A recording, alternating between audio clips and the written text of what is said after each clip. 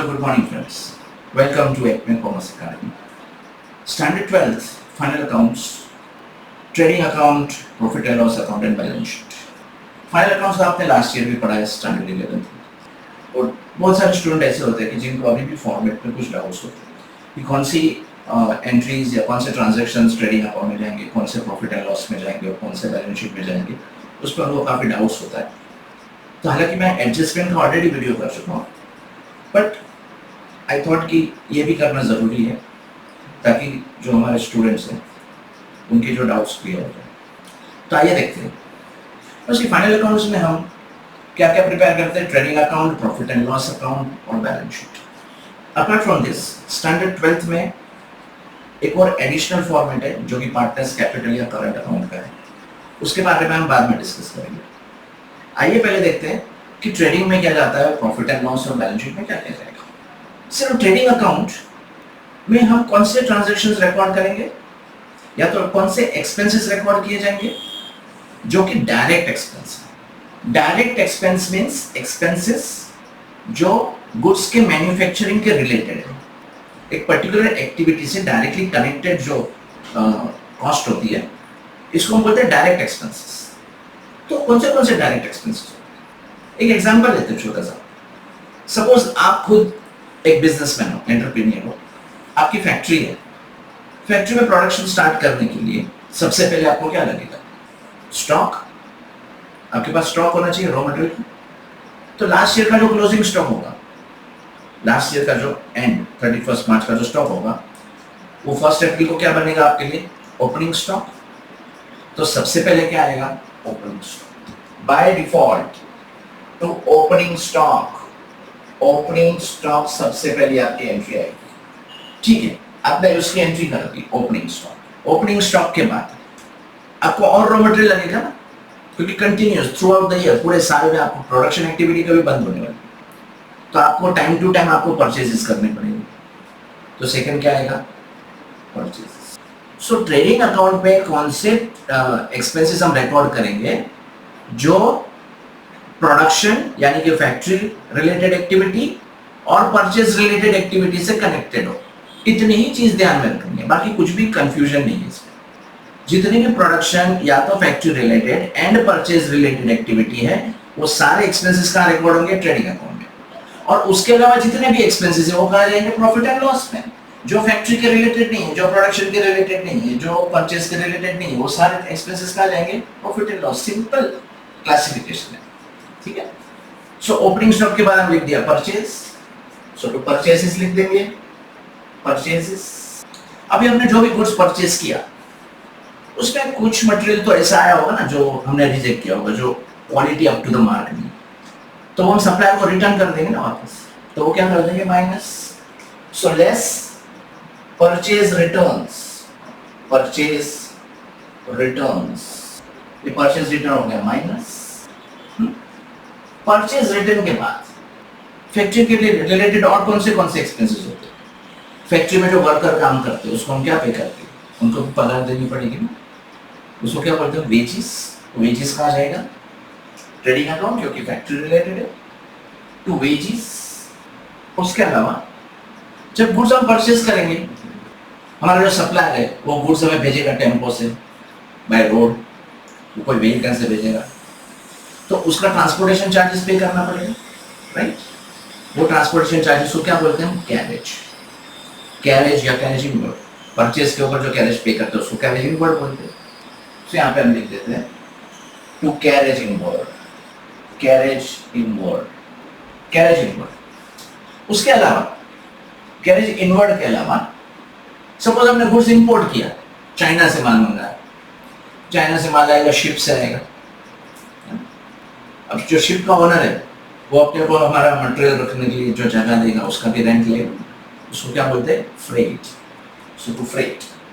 To freight inward. Freight inward. Freight inward के बाद royalties. To royalties. जो production process होती है, प्रोडक्शन प्रोसेस, उसमें हम सर्टेन मेथड्स या सर्टेन प्रोसेसेस यूज करते हैं जो और किसी का पैटेंट होता है. उसके पेटेंट पता है आपको? Intangible asset. तो जब हम किसी का पेटेंट यूज करते हैं तो बदले में हमें उनको उनको खुद पे करना पड़ेगा ना, रेम्यूनरेशन। तो वो रेम्यूनरेशन को क्या बोलते हैं? रॉयल्टीज। रॉयल्टीज, उसके बाद में motive power, motive power to import duty, import duty to excise duty, motive power. ना मोटिव पावर क्या होता है और वो ट्रेडिंग में क्यों जाता है? तो मोटिव पावर क्या होता है कि फैक्ट्री में जो मशीन है, हाई वोल्टेज मशीनरी होती है जो हमारे रेगुलर पावर सप्लाई के ऊपर होनी चाहिए। तो रेगुलर पावर सप्लाई के लिए, पावर को कांस्टेंट रखने के लिए हम फैक्ट्री में क्या बैठाते हैं? बॉयलर बैठाते हैं या तो कंप्रेसर बैठाते हैं, वो जो पावर को कांस्टेंट होता है। तो ये जो बॉयलर है ये किसके ऊपर चलता है? पेट्रोल और डीजल के ऊपर। तो वो जो पेट्रोल और डीजल का एक्सपेंसेस है वो क्या है? Motive power. मोटिव पावर मतलब मोटर को चलाने के लिए जो पावर चाहिए वो प्रोवाइड करें। सो वो फैक्ट्री रिलेटेड है। इंपोर्ट ड्यूटी परचेज रिलेटेड है। इंपोर्ट परचेज, जब हम गुड्स बाहर की कंट्री से मंगाते हैं तो हमें उसकी ड्यूटी पे करनी पड़ती है, वो इंपोर्ट ड्यूटी है। उसके बाद में एक्साइज ड्यूटी। वही नाउअडेज तो ज़्यादातर सब जगह पे जीएसटी एप्लीकेबल है, लेकिन अभी भी कुछ इंडस्ट्रीज ऐसी है जैसे कि दारू, सिगरेट्स और आपका पेट्रोल डीजल, जिसके ऊपर आज भी एक्साइज ड्यूटी एप्लीकेबल है। तो एक्साइज ड्यूटी क्या है? Excise duty is a duty on manufacture. उसके लिए एक्साइज ड्यूटी भी कहा जाएगा ट्रेडिंग अकाउंट। इसके अलावा फैक्ट्री रिलेटेड और एक्सपेंसेस है to factory rent, factory rent to factory manager salary, factory managers salary, to trade expenses, trade expenses, to dock charges, to clearing and forwarding charges. So factory rent, rent जो factory के related है तो trading में जाएगा। Factory manager salary तो वो भी trading में जाएगा। ट्रेड एक्सपेंसेस, अभी ट्रेड एक्सपेंसेस के ऊपर बहुत बड़ा कंफ्यूजन है। Teachers across the you see, चाहे वो कोई क्लासेस के टीचर्स हो या कॉलेज के टीचर्स हो, कंफ्यूजन है। बहुत सारे टीचर्स ऐसे बोलते हैं ट्रेड एक्सपेंसेस है तो प्रॉफिट एंड लॉस में जाना चाहिए। बहुत सारे टीचर्स का मानना है कि ट्रेड एक्सपेंसेस है वो ट्रेडिंग अकाउंट में जाना चाहिए। So as per the boards guidelines, trading account में डालो या प्रॉफिट एंड लॉस में अकाउंट में डालो, correct. According to me trade expenses जब दिया है ओनली ट्रेड एक्सपेंसेस तो हो जाएगा ट्रेडिंग अकाउंट में, but trade and general expenses अगर सम में दिया है क्वेश्चन में, ट्रेड एंड जनरल एक्सपेंसेस तो हो जा सकता है profit and loss. Clear? So dock charge, उसके बाद में dock charges, clearing charges, clearing and forwarding charges, ये सारे चार्जेस किसके रिलेटेड है? Purchase related. तो सारे ये एक्सपेंसेस कहाँ जाएंगे? ट्रेडिंग अकाउंट में। नाउ यहाँ पे मैं आपको पूरा का पूरा फॉर्मेट नहीं बता रहा, जो कुछ इंपॉर्टेंट चीजें हैं तो उसकी पोस्टिंग कहाँ होगी ये मैं आपको गाइड करूँगा। सो ये हो गया आपका डेबिट साइड, एक्सपेंसेस। अभी हमारा जो क्रेडिट साइड है, credit side means income side. Income side में क्या आएगा? सबसे पहला कोई भी बिजनेस की इनकम कहाँ से होती है? Sales. So by sales less sales returns, sales returns, by sales less sales returns. Okay, now whenever goods are going out of the factory premises, factory के बाहर जब गुड्स आ रहा है, सी जब गुड्स आता है तो उसकी हम कहाँ एंट्री करती है? हम कहाँ एंट्री करते हैं? डेबिट में, क्योंकि एक्सपेंस है ना परचेज। वैसे जब गुड्स बाहर जाएगा तो उसकी एंट्री कहाँ होगी? एग्जैक्टली रिवर्स, क्रेडिट में। तो हमारी एंट्री क्या आएगी? उसकी जर्नल एंट्री आएगी। लाइक फॉर एग्जाम्पल हमने गुड्स डिस्ट्रीब्यूट किया sample, so by goods distributed as sample account debit to trading account। जब हम परचेज करते हैं तो हमारी एंट्री क्या आती है? Trading account debit to purchase. इसलिए अल्टीमेटली ये भी लेजर है, सो वही रूल्स और रेगुलेशन सारे फॉलो होंगे। सो यहाँ पे when goods are going out, goods distributed as free sample, तो गुड्स बाहर गया फैक्ट्री के, सो फर्स्ट इफेक्ट आएगी trading account credit side. So by goods distributed as free samples, by goods destroyed by fire, by goods taken by partner for personal use and last में closing stock, right. So credit side में क्या कहना जाएगा, sales less sales return, उसके बाद में जहां पर भी गुड्स बाहर गया फैक्ट्री के उसकी एंट्री आएगी और लास्ट में क्लोजिंग स्टॉक। अब ये तुम्हारे सारी पोस्टिंग और एडजस्टमेंट होने के बाद अब क्या करते हैं, हम ट्रेडिंग अकाउंट को क्लोज करते हैं। ट्रेडिंग अकाउंट को क्लोज करेंगे तो हमें क्या मिलेगा, या तो ग्रॉस प्रॉफिट मिलेगा या ग्रॉस लॉस। अगर आपकी इनकम साइड ज्यादा है और एक्सपेंस कम है तो अपने को क्या होगा, प्रॉफिट होगा। तो हम लिखेंगे to gross profit brought down, to gross profit carried down. But अगर एक्सपेंसेस ज्यादा और इनकम कम है तो हमारा लॉस आएगा। So by gross loss carried down, यह आपका ट्रेडिंग अकाउंट क्लोज हो जाता है ना। ये ग्रॉस प्रॉफिट या ग्रॉस लॉस है, इसको हमें ट्रांसफर कहाँ करना पड़ेगा, प्रॉफिट एंड लॉस में। अब ग्रॉस प्रॉफिट यहाँ हमने डेबिट में लिखा है तो वहां कहा जाएगा, क्रेडिट में, इनकम साइड में जाएगा। So by gross profit brought down. पर अगर हमारा ग्रॉस लॉस होगा तो डेबिट में आएगा, to gross loss brought down, ये हो गया। अब हम आगे की कहानी लिखते हैं। सी अभी आगे प्रॉफिट एंड लॉस में क्या क्या आएगा, जो भी एक्सपेंसेस फैक्ट्री प्रोडक्शन और परचेज के रिलेटेड नहीं है वो सारे एक्सपेंसेस आ जाएंगे profit and loss. Example salaries, to salaries. So basically जो भी ऑफिस रिलेटेड, एडमिनिस्ट्रेशन रिलेटेड या सेल्स फंक्शन के रिलेटेड एक्सपेंसेस है ये सब कहाँ आएंगे, प्रॉफिट एंड लॉस में। सैलरीज हम कहाँ पे करते हैं, ऑफिस स्टाफ को। टू एडवर्टीजमेंट ये सेल्स रिलेटेड एक्सपेंस है। To insurance, to postage and telegram, to printing and stationery.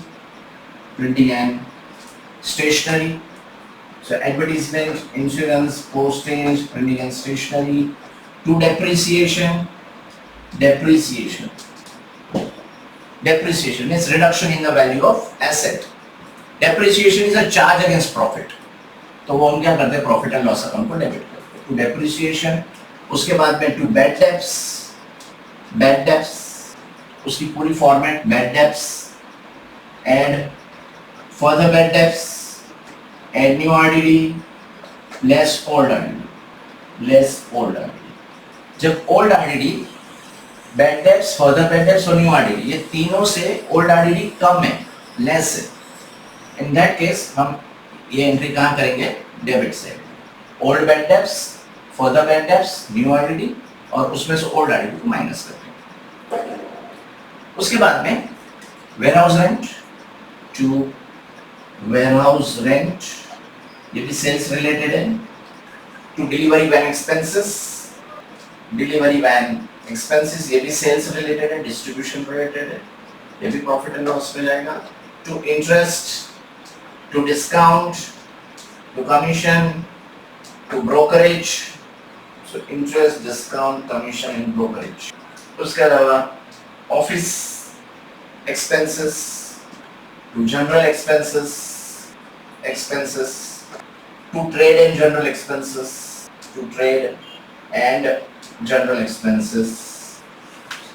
सो जो भी एक्सपेंसेस फैक्ट्री के रिलेटेड नहीं है, प्रोडक्शन फंक्शन के रिलेटेड नहीं है, परचेज के रिलेटेड नहीं है, वो सारे के सारे एक्सपेंसेस यहाँ हैं।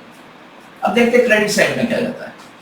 सिर्फ ये जो फॉर्मेट्स है, ये फॉर्मेट में मैंने जो कुछ भी लिया है वो सारा क्या है, जो इम्पोर्टेंट एंट्रीज, इम्पोर्टेंट जो पोस्टिंग होती है उसको मैंने कवर किया है।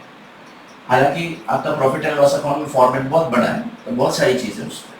ग्रॉस प्रॉफिट के बाद यहाँ पे क्या आएगा, इनकम साइड में बाय इंटरेस्ट जो रिसीव हुआ है तो क्रेडिट होगा। बाय डिस्काउंट जो रिसीव हुआ है। By commission, by rent, by dividend, ये सारी इनकम है, ये जाएगा क्रेडिट में। तो यहाँ पे और जाएगा to rent rates and taxes. अभी ये एडजस्टमेंट कंप्लीट होने के बाद हम क्या करेंगे, प्रॉफिट एंड लॉस को क्लोज करेंगे तो हमें नेट प्रॉफिट या नेट लॉस में, अगर इनकम ज्यादा है और एक्सपेंस कम है तो नेट प्रॉफिट मिलेगा। ये नेट प्रॉफिट हम कहाँ ट्रांसफर करेंगे, टू पार्टनर्स कैपिटल और करंट। तो यहाँ हम लिख देंगे to net profit transferred to capital account और करंट कैपिटल अकाउंट। पर अगर लॉस होगा तो यहाँ पे आएगा by net loss transferred to partners capital oblique current account clear. So जब भी हम पोस्टिंग स्टार्ट करते हैं फाइनल अकाउंट्स की, हमारे दिमाग में एक ही चीज होनी चाहिए कि अगर factory related, production related, purchase related expense है तो आंख बंद करने की और ट्रेडिंग अकाउंट में डालने की। पर अगर परचेज रिलेटेड नहीं है, discount I mean purchase related नहीं है, प्रोडक्शन रिलेटेड नहीं है, फैक्ट्री रिलेटेड नहीं है, तो वो सारे एक्सपेंसेस कहाँ जाएंगे? Profit and loss. ठीक, ओके।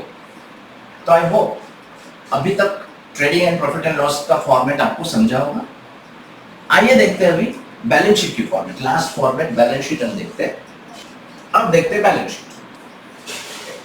बैलेंस शीट का जो लेफ्ट हैंड साइड है वो है liability side, right hand side है वो एसेट्स। लायबिलिटीज और एसेट्स। ऊपर हेडिंग देंगे बैलेंस शीट, यहाँ डेबिट क्रेडिट नहीं आएगा because balance sheet is not an account. Balance sheet as on 31st March जो भी ईयर होगा। अब हम यहाँ स्टार्ट करते हैं पहले with the capital. Liability side में सबसे पहले क्या जाएगा? कैपिटल। सो यहाँ पे हम लिखेंगे कैपिटल। नाउ सिंस ये पार्टनरशिप फाइनल अकाउंट है तो यहाँ पार्टनर्स के कैपिटल अकाउंट होंगे। फॉर एग्जांपल एज्यूम कर लो कि ए और बी दो पार्टनर है, सो कैपिटल ए और बी दोनों का बैलेंस टोटल करके आउट होगा। Same way current account A be out होगा। अगर ए और बी दोनों का क्रेडिट बैलेंस है, मतलब पार्टनर्स करंट अकाउंट का क्रेडिट साइड ज्यादा है और डेबिट साइड, इनकम ज्यादा है और एक्सपेंस कम है, तो क्रेडिट बैलेंस आएगा। तो क्रेडिट बैलेंस कहाँ दिखेगा? Liability side. उसके बाद में provident fund, reserve fund, sundry creditors, bills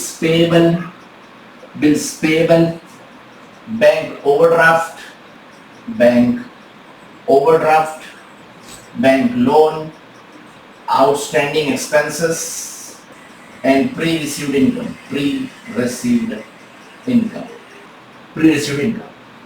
अब देखते हैं एसेट साइड में क्या क्या है। एसेट साइड हम हमेशा स्टार्ट करेंगे with cash in hand and cash at bank. Cash in hand and cash at bank. Asset side we always start with liquid assets. Cash in hand, cash at bank, उसके बाद में bills receivable, sundry debtors, investments, prepaid expenses,